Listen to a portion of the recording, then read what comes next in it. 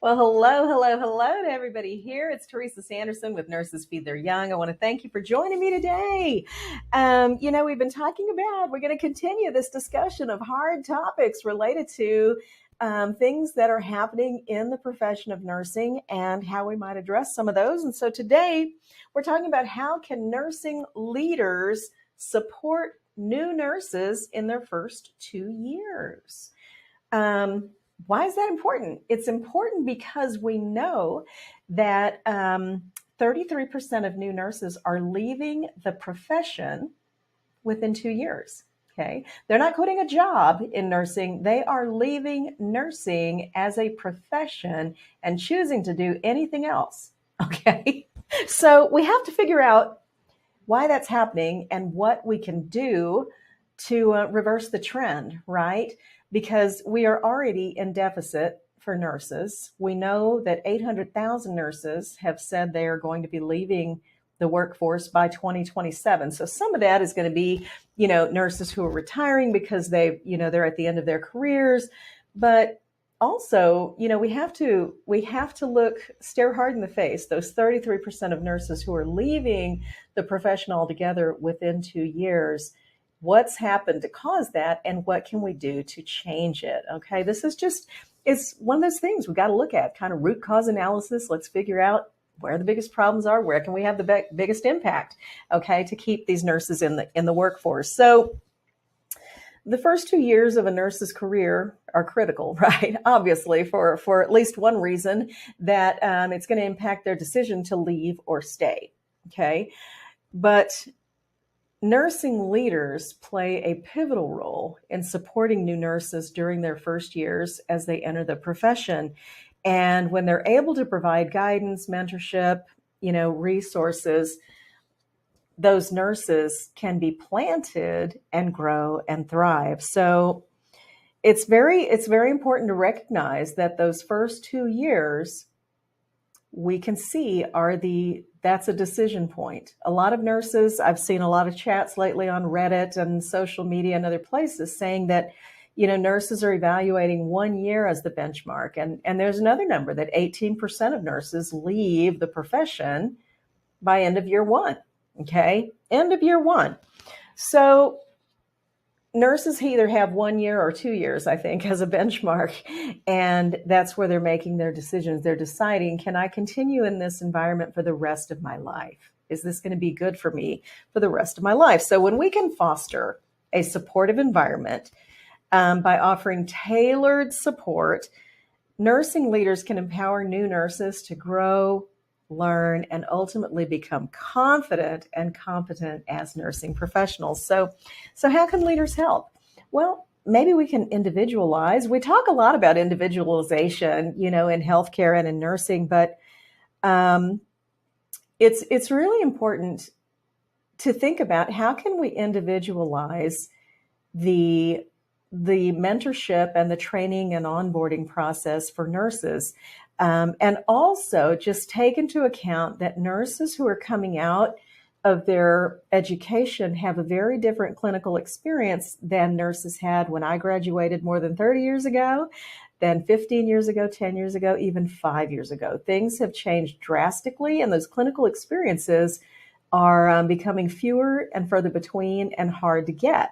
So I think we need to, in looking at individualizing it, it's important to take stock of who are our graduates today, who are the new graduate nurses, what skills are they coming to the table with, and how can we individualize our plan for training and developing them that's going to lead them to be able to grow and thrive. So this is really going to be very, very important. So individualizing, onboarding, and training and mentorship is going to take a lot of different shapes.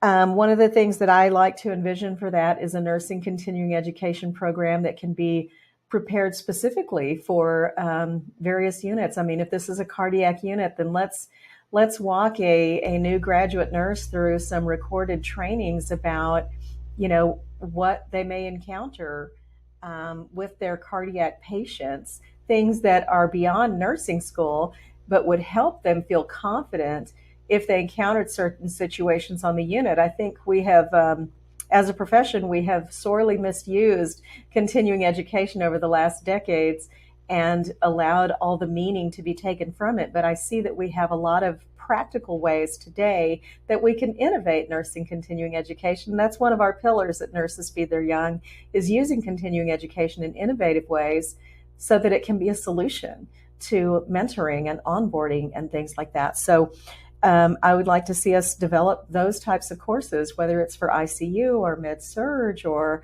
whatever unit you happen to be in, pre-op, perioperative care, so that those new nurses can have support.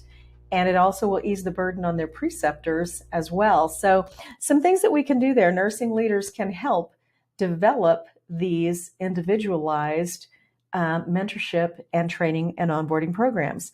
Nursing leaders are also the ones responsible for the culture on the unit. Whether or not you want to own that, it is your thing. Your unit, the culture on your unit reflects your leadership. And so what is that reflection going to look like? Is it going to be riddled with incivility and bullying, or is it going to be elevating the professionalism of nurses and be an environment that is life-giving, supportive, and positive, and cultivates collaboration and teamwork and enhanced professionalism? Okay. Nursing as a profession needs to step up. We need to say, there is no more nurses eat their young. There is no more. We don't have the time for it. We don't have the space for it or the energy for it. All of our effort right now needs to be in building the future generation of nurses.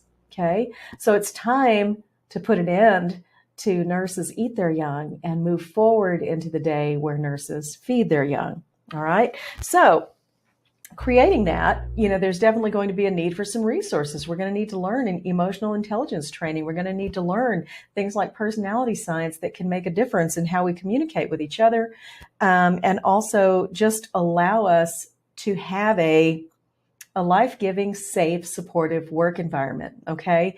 46% of nurses leaving a role today report working conditions and working culture as a reason for them leaving. That's 1 out of 2, guys.